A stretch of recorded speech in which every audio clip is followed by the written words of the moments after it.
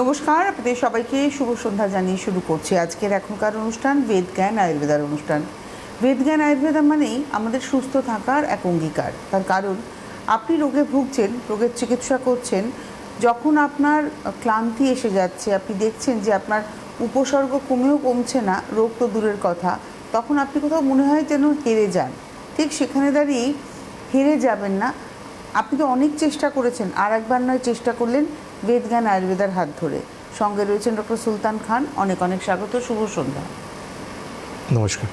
শুরু করব আজকের পথ চলা। প্রত্যেক দিনের এই অনুষ্ঠানে আমরা একটি না একটি রোগ নিয়ে বিশদে আলোচনা করি। তার কারণ এটা প্রমাণ করে যে ভারতীয় আয়ুর্বেদ কিন্তু আজকে নতুন করে প্রমাণ করছে না যে এই রোগ সারানো যায়।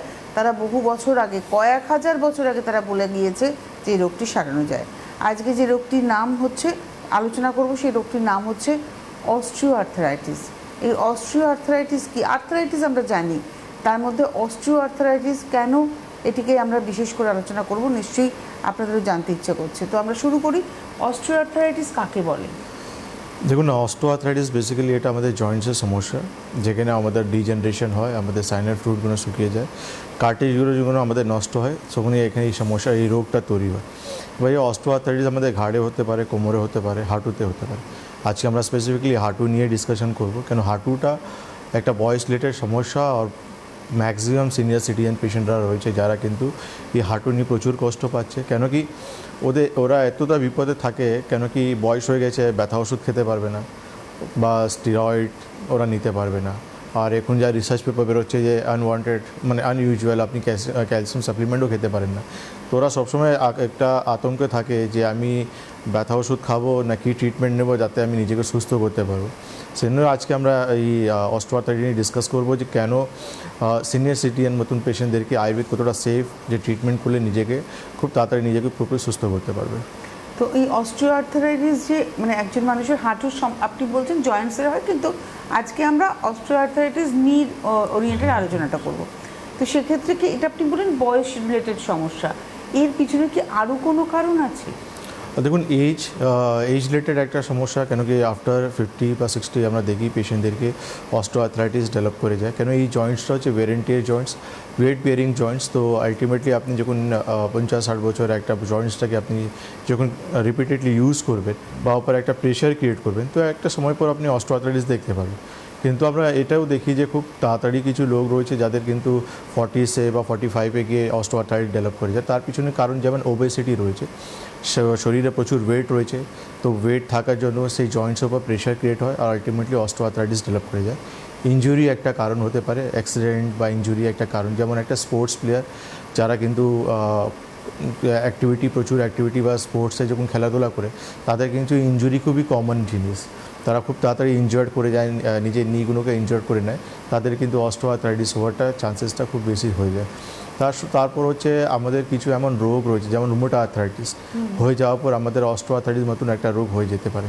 তো এমন কিছু কারণ রয়েছে যেখানে কিন্তু আমরা দেখি যে বয়সের পর তো হওয়ার একদম শিওর থাকে ম্যাক্সিমাম পেশেন্টদের, কিন্তু অনেক পেশেন্ট রয়েছে যাদের 40-45-এও কিন্তু অস্টিওআর্থ্রাইটিস ডেভেলপ করে যায়।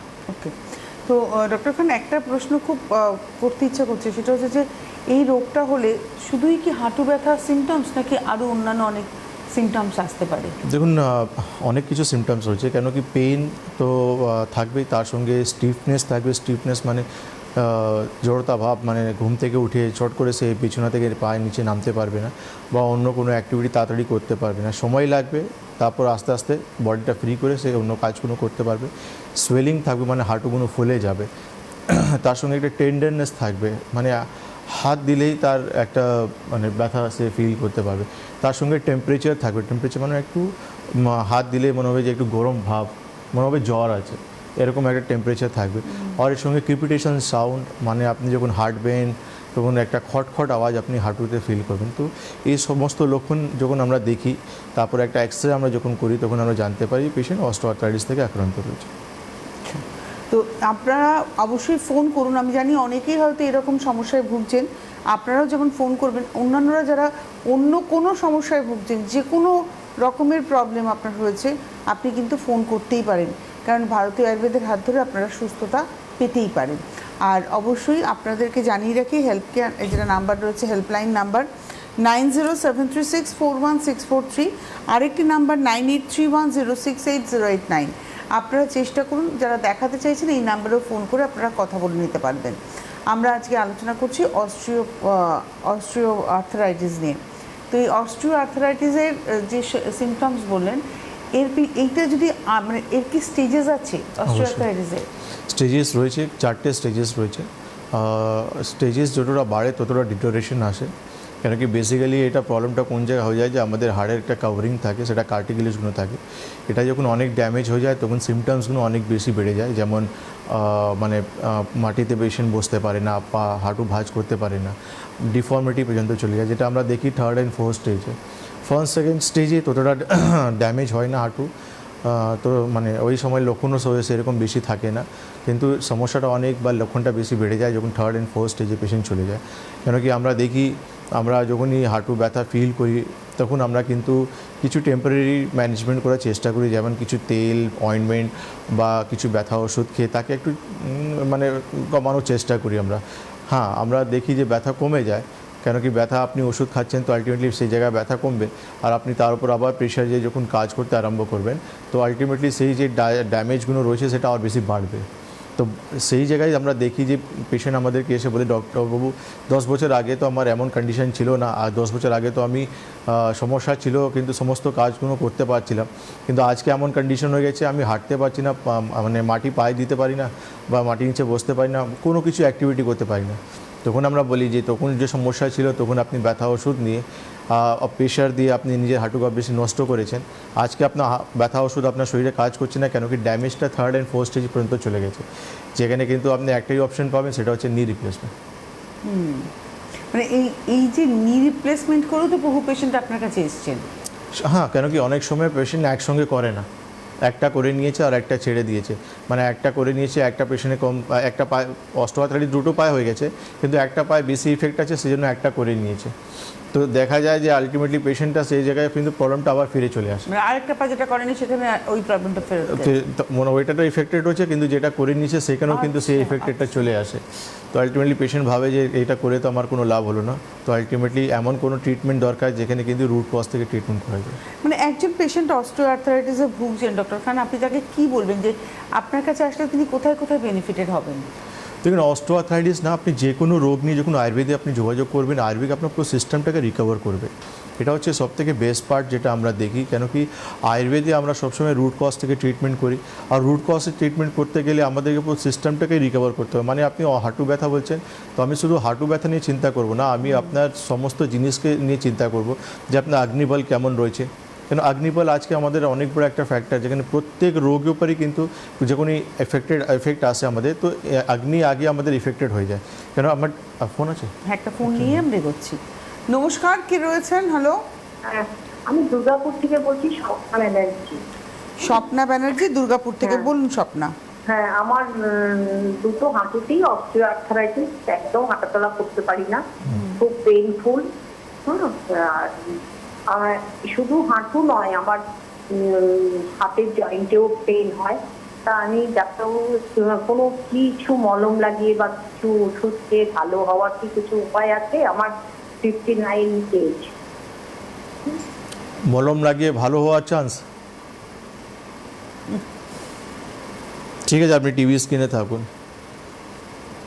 আমরা স্টার্টিংয়ে আমি এটা বলছি। এইটা না একটু খুব আলোচনা করার দরকার ডক্টর, কারণ এই যে একটা আমাদের ইনস্ট্যান্ট ট্রিটমেন্ট পাওয়ার প্রবণতা, এটা কিন্তু আলটিমেটলি তো আমার রোগের না, বেসিক্যালি আপনাকে লজিক লাগাতে হবে যে অয়েন্টমেন্ট আপনি এমন জায়গায় ইউজ করবেন যেখানে কিন্তু আপনি কোনো ছোটোখাটো কিছু ইনজুরি পেয়েছেন আপনি বা আঘাত লেগেছে আপনার, কিন্তু এক জায়গায় আপনার রোগ ডেভেলপ হচ্ছে, সেই রোগটাকে ঠিক করতে গেলে তো আপনাকে ট্রিটমেন্ট করতে হবে। সেখানে অয়েন্টমেন্ট কী করবে? আপনি বলছেন 5-6 বছর থেকে আপনি হাঁটু ব্যথা ফিল করছেন, নিশ্চয়ই আপনি 5-6 বছরে কিছু না কিছু ট্রিটমেন্ট করিয়েছেন, উপকার কিছু পাচ্ছেন না, এই জন্য আপনি আজকে ফোনও করেছেন।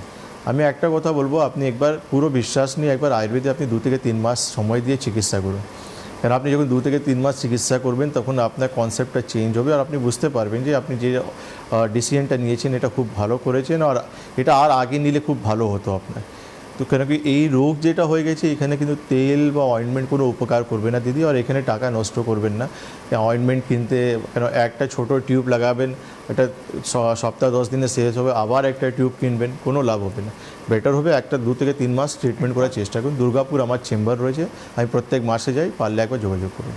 নমস্কার, কে রয়েছেন? হ্যালো, সবিতা মন্ডল, পূর্ব বর্ধমান।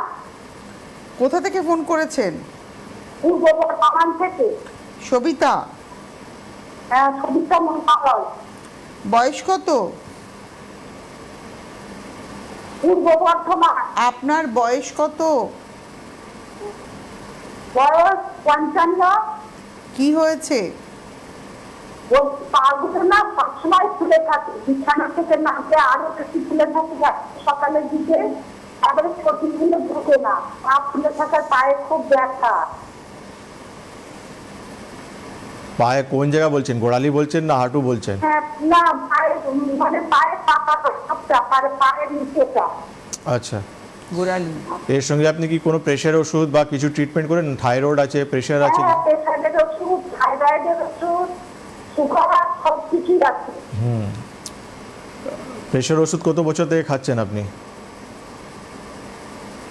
প্রেশারের ওষুধ 5%, 5 কত বছর ধরে খাচ্ছেন? তা বছর 10। 10 বছর। ওই একটাই ওষুধ না ওষুধ পাল্টিয়েছেন কোনো দিন? মানে প্রেশারটা বেড়ে গেলে মাঝে মাঝে পাল্টান, আর সামনে জল খাওয়া হয়। ঠিক আছে, আপনি টিভি স্ক্রিনে থাকুন। দেখুন, গোড়ালি মানে ফুলে যায় যেটা, তার পিছনে অনেক কিছু কারণ আছে, ঠিক আছে। আর আর্থ্রাইটিস তো আপনি বলছেনই, ব্যথা রয়েছে, মানে আর্থ্রাইটিস সমস্যা তো রয়েছে আপনার। কেন কি আমরা দেখি যারা প্রেশার ওষুধ বা থাইরয়েড ওষুধ যেটা নেয়, সেটা কিন্তু ওরা একবার যে প্রেসক্রিপশনটা হয়ে গেছে দীর্ঘদিন সেটা কিন্তু চালিয়ে যায়। অনেক সময় আমরা দেখি প্রেশার ওষুধ খেয়ে কিন্তু পিডের এডিমা যেটা বলা হয়, মানে গোড়ালিতে সোয়েলিং আসে, সেটা আপনাকে কিন্তু দেখিয়ে আবার ডক্টরবাবুকে ওষুধ চেঞ্জ করে নিতে হবে, বা কোন ওষুধ আপনার দরকার, বা অনেক ওষুধে সাইড ইফেক্ট আমরা দেখেছি পা ফুলে যায়, মানে স্পেসিফিকলি হাই প্রেশারের ওষুধে। তো আপনি একবার পারলে আপনার ডক্টরকে একবার দেখিয়ে নিন। পূর্ব বর্ধমান থেকে আপনি বলছেন, ওনাকে দেখিয়ে একটা ওষুধ চেঞ্জ করা থাকলে করিয়ে নিন।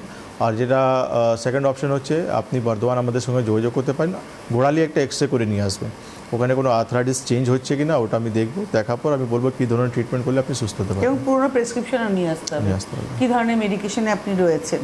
আচ্ছা, আমরা আজকে আলোচনা করছি অস্ট্রিও আর্থারাইটিস নিয়ে। অস্ট্রিও আর্থারাইটিসে আমরা জানি যে ওষুধ খাবো, ব্যথাটা কমবে, উপসর্গটাকে ধামাচাপা দেবো, কিন্তু ভারতীয় আয়ুর্বেদের হাত ধরে অস্ট্রিও আর্থারাইটিস থেকে সম্পূর্ণ মুক্তি পাওয়া যায়, তার কিন্তু নিদর্শন বেদজ্ঞানে রয়েছে। এই মুহূর্তে আমরা একজন রুগী, তার কথা শুনে নেব। তিনি হচ্ছেন রীনা নাগ। আসুন, বাঁকুড়ার বাসিন্দা রীনা নাগের কথা আমরা শুনে নিই যে তিনি কতটা সুস্থ আছেন। আমার নাম রীনা নাগ, আমি বাঁকুড়া রায়পুর থেকে এসেছি, বাঁকুড়া জেলা আমার বাঁকুড়া। আমার অনেক দিন ধরে এই হাঁটুর প্রবলেম আর পিঠের সিদ্ধার প্রবলেম অনেক দিন ধরেই ছিল, আজ বছর 5-6 ছিল। হ্যাঁ, অনেক জায়গায় ডাক্তার দেখিয়েছি, চেন্নাই বা বাঁকুড়া, কলকাতা, দুর্গাপুর, চারদিকে দেখালাম, কোনো ইমপ্রুভ হয়নি। ইনাকে, এই ডাক্তার সুলতান খাকে আমি টিভির চ্যানেলে দেখলাম, দেখার পরে ওনার ওষুধ আজ 1 বছর ইউজ করছি, তাতে আমি এখন পুরোটাই সুস্থ হয়ে গেছি। আর এখন ওষুধ খাইনি। হ্যাঁ, একদম পুরোপুরি ক্লিয়ার হয়ে গেছি। 1 বছরের ট্রিটমেন্ট, কারণ ওনার হয়তো ক্রিটিক্যাল কন্ডিশন ছিল, ফার্স্ট স্টেজে উনি রয়েছেন, প্লাস Fourth stage? ইয়েস, আর সঙ্গে হাঁটু ব্যথা না, শুধু অনলি হাঁটু ব্যথা নেই, তার সঙ্গে ওনার কোমরও ব্যথা রয়েছে, ঘাড়ও ব্যথা রয়েছে, মানে মাল্টিপল আর্থ্রাইটিস ওনার হয়ে গেছে, ঘাড় থেকে কোমর থেকে হাঁটু পর্যন্ত ওনার সমস্যা হয়ে গেছে।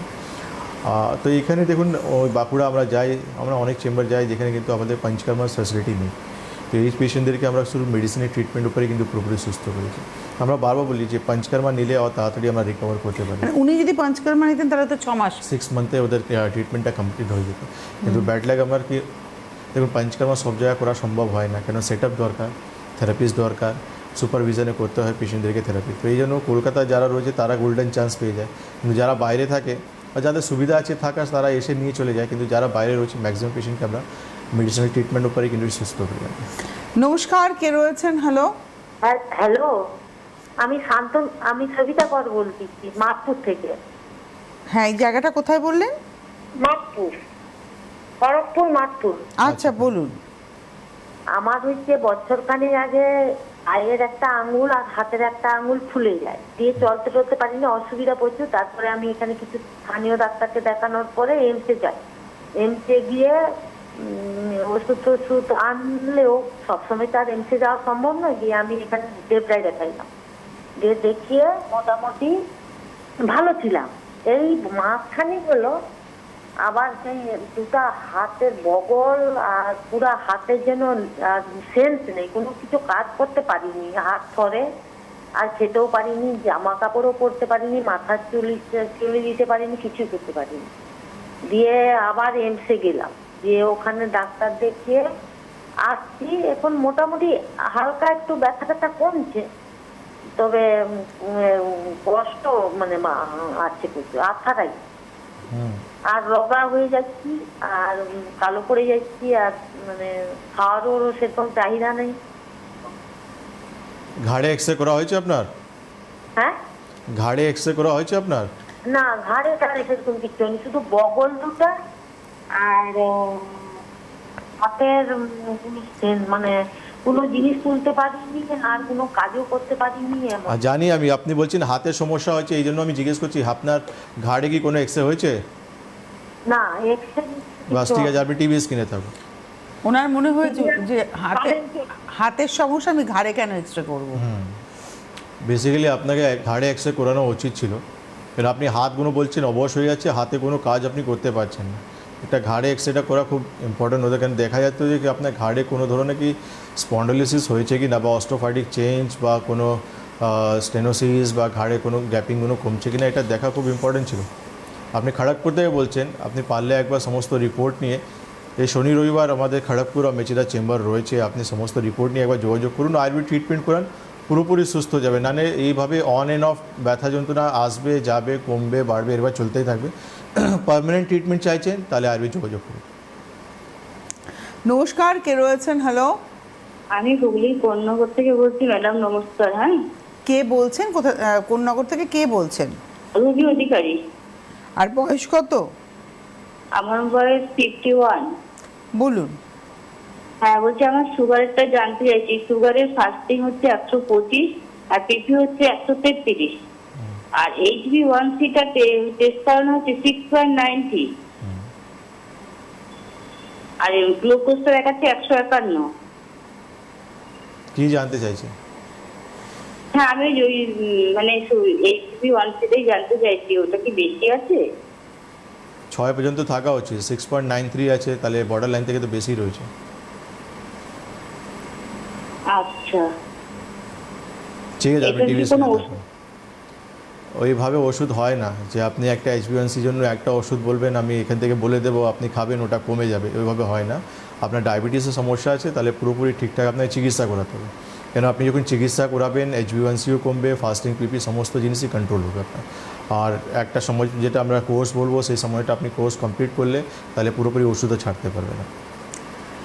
আমরা না একটা আলোচনা করি, এবং আপনারা যদি একটু মানে হয়তো আপনি ভাবছেন আজকে হঠাৎ করে টিভি দেখছেন, অনুষ্ঠানটা দেখছেন, এটা ঠিক মেডিসিন শপ নয় যেখানে আপনি ফোন করবেন আর ওষুধের নাম জেনে যাবেন।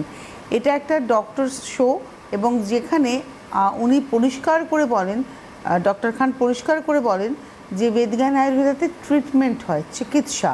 আপনার রোগ মানে আপনি 4টে ওষুধ খেয়ে সুস্থ হবেন তা নয়, আপনার কিছু অভ্যেস পরিবর্তন রয়েছে, আপনার ভেতরকার যে পরিবর্তন হয়েছে তার জন্য কিছু নিয়মকানুন আপনাকে মানতে হবে। সেটা একজন পেশেন্টকে না দেখলে বা তার সাথে অনেকটা সময় কথা না বললে সেটা সম্ভব নয়। এই জন্যই কিন্তু বলা হচ্ছে চেম্বারের কথা। এই যে এখানে নাম্বারটা রয়েছে, এই নাম্বার দুটো আপনারা নোট করুন। একটি নাম্বার হচ্ছে 9073641643, আরেকটি নাম্বার হচ্ছে 9831068089, 9831068089। এই দুটো নাম্বারই আপনাদেরকে হেল্প করবে। নমস্কার, কে রয়েছেন?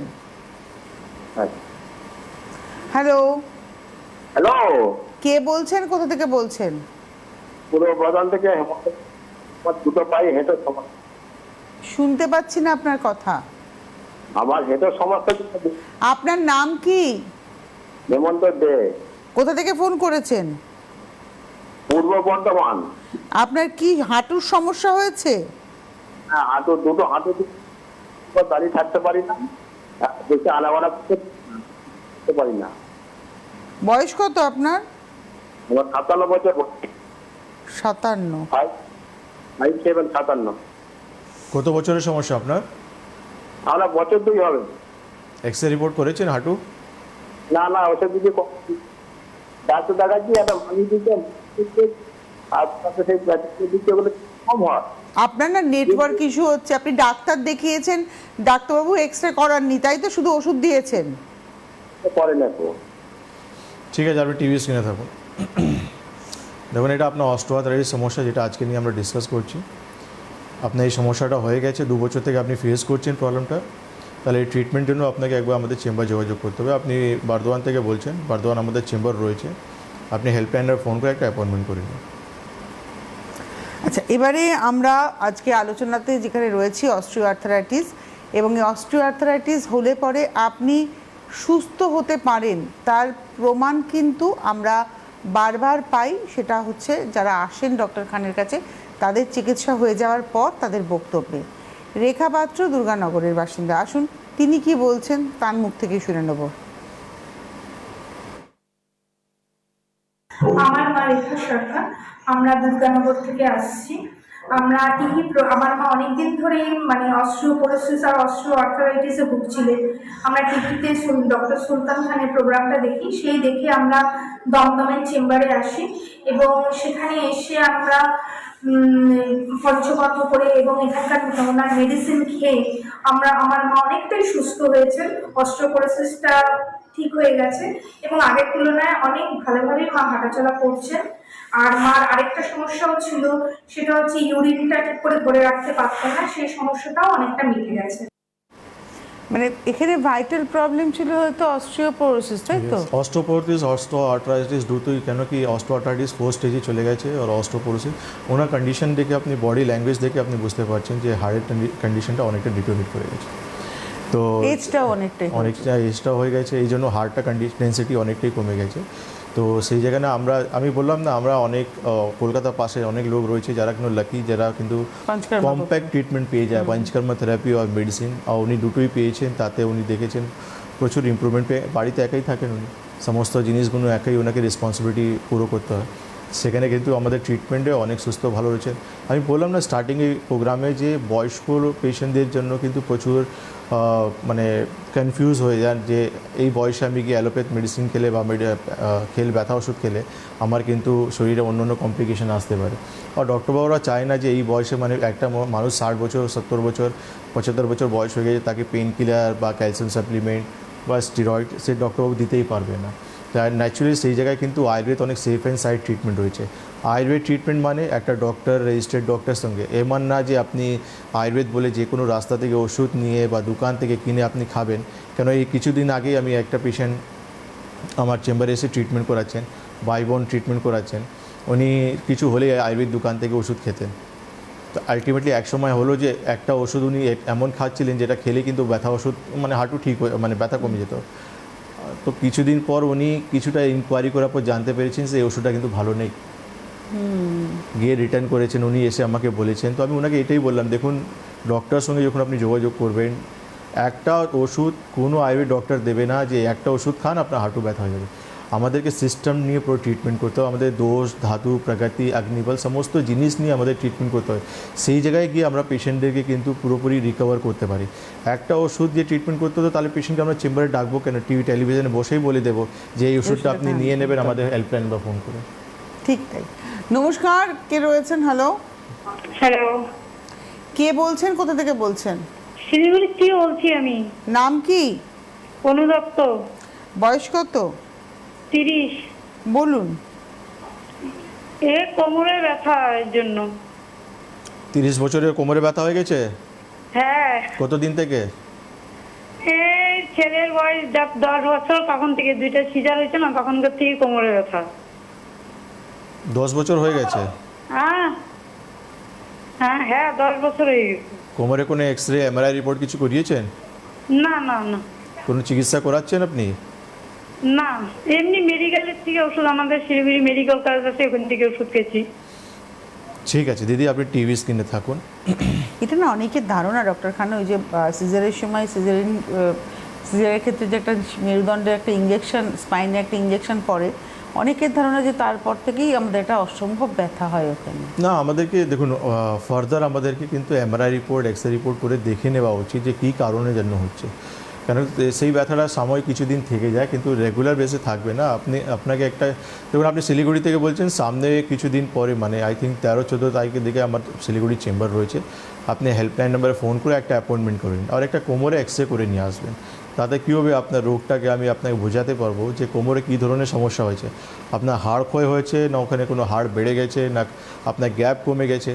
তাহলে কী হবে, ট্রিটমেন্ট করে একটা সময় আপনার 3 থেকে 6 মাস যেটা আমার ট্রিটমেন্ট থাকবে আমি বলে দেবো, সেই ট্রিটমেন্ট করলে আপনি পুরোপুরি সুস্থ হয়ে নর্মাল লাইফ লিড করতে পারবেন।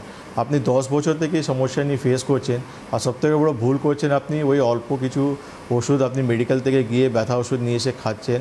একটা সময় পর এই কোমরে ব্যথা কিন্তু নিউরোলজিক্যাল দিকে টার্ন করে যাবে, যেটা কোমর থেকে দেখবেন হঠাৎ করে ব্যথাগুলো পায়ের দিকে নামবে, পায়ে সেন্স পাবেন না, নামনেস হয়ে যাবে, তখন কিন্তু আর বেশি কষ্ট পাবে। সময় আছে, ইমিডিয়েটলি যোগাযোগ করে নিন। আচ্ছা, এবারে আমরা আসি অস্ট্রিও আর্থারাইটিস নিয়ে আমাদের থেকে কথা হচ্ছিল, যিনি একটু আগে যার বাইকটা আমরা দেখলাম, তার ক্ষেত্রে আপনি পঞ্চকর্মার কথা বললেন।